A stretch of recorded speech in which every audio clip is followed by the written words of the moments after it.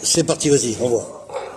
Alors. La question, parce qu'on avait posé la question de savoir pourquoi peut-on se passer ou pas se passer. De quoi une société ne peut-elle pas se passer pour être en bonne santé, pour bien fonctionner? De raisonnement. Non, mais quel genre de population, on parlait avec notre ami Brian, quel genre de population est chargée de veiller à la bonne santé d'une société?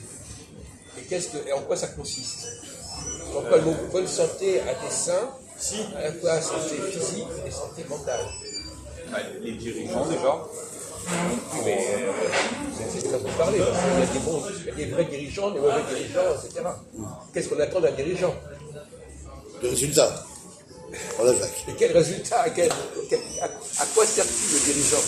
À diriger, par définition. À gérer la bonne cohésion. Ouais. Oui. Bon, de toute façon, je ne m'attendais pas à ce que vous trouviez la bonne réponse. Mais il faudrait que notre société soit consciente des vraies exigences, des vraies vigilances nécessaires pour qu'elle fonctionne correctement. Effectivement, un médecin peut le faire à un certain niveau, mais il ne va pas sauver l'humanité en soignant des gens. Alors, quelles sont les capacités qui doivent exister, et qui sont les gens qui ont cette capacité? Vous parlez de quoi, par exemple, les militaires? L'armée? Oui, mais bon... Qui assure le... Non, mais pour rentrer dans le sujet de Jacques, quand il parlait de santé, moi je visais les médecins. Par exemple, les médecins, quand ils expliquent un problème qui s'est produit dans un blog ou quoi, là aussi il faudrait rassurer, montrer que bon, bah c'est pas... Non, mais ça c'est bidon, ça. Ouais, d'accord.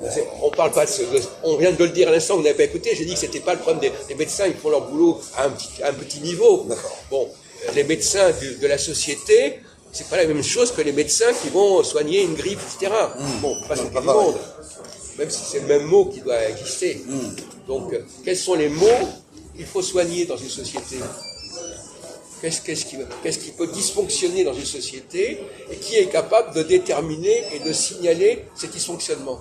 Alors, ce qui est à signaler, c'est les conflits, je dirais.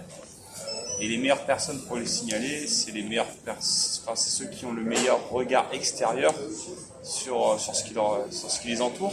Oui. On peut garder ce point-là, mais ça suffit pas en soi de répondre comme ça. Mais c'est mieux que rien. C'est un argument, ouais, intéressant. C'est déjà une réponse à peu près viable. Mais quels sont les dangers qui menacent une société? Par exemple, au niveau de la maladie, on sait quelles sont quand même les maladies qui peuvent le plus La famine, impacter. Comment? La famine. Le manque de connaissances. Non, mais attendez, on parle des... Bon, c'est des dangers beaucoup plus pernicieux que la famine. Hein, si j'essaie simplement d'éviter que les gens aient faim ou pas faim... La peste, par exemple. Les maladies de santé, Jacques, tu veux dire? Mais non, justement pas. D'accord. Justement pas. Ah, les maladies d'une société de manière générale. Mais oui, enfin, c'est de ça dont on parle. Les erreurs. Voilà. Non, mais c'est ce qu'il est appelé habitué à nos discussions. Le mot erreur est important.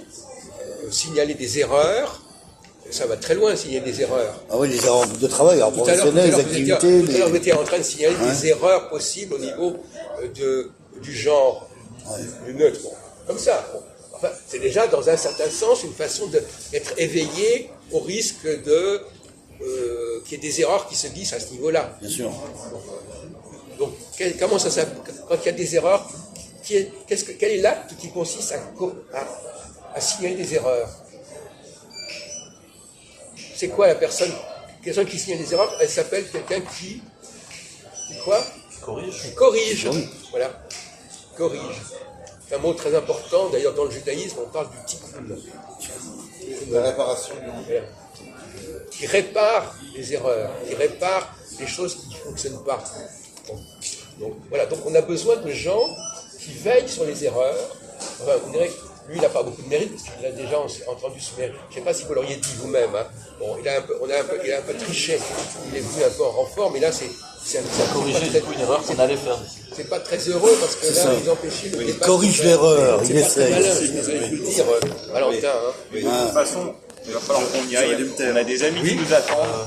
Oui, d'accord. C'était très passionnant. je sais que tous les samedis soirs, vous êtes aux alentours. Présent. Vous pouvez regarder nos vidéos des semaines précédentes. Regardez, À partir de Il y a au 22h30. moins une centaine de vidéos sur Café Philo. Hein? Vous êtes sur Café Philo aussi? Ouais. Bah, notre rubrique, c'est Café Philo McDo.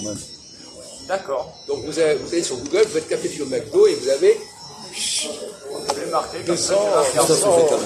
200 soirées comme ça. Voilà. Vous reconnaîtrez d'ailleurs Christophe. Christophe et Valentin et d'autres. Alors, répétez-moi comment est-ce que vous appelez ça? Café Philo. Pas à moi, non, ne pas ça à moi. Ouais, Café Philo. Ça à eux. Bah, c'est moi qui ai créé le site avec Jacques. Donc, Café Philo McDo, Jacques Albron et Christophe. Voilà. Ah bah, je suis tombé dessus. Voilà. J'irai regarder les deux. Alors, vous allez passer des journées. Ça, quand on dans les Ça occupe, transports, ouais, ça occupe. Voilà, c'est ça. J'ai 4 heures de train à combler voilà. lundi matin. Ah bah vous serez tranquille là, on pensera à nous alors. Voilà. Je vous laisse pour masquer le Valentin.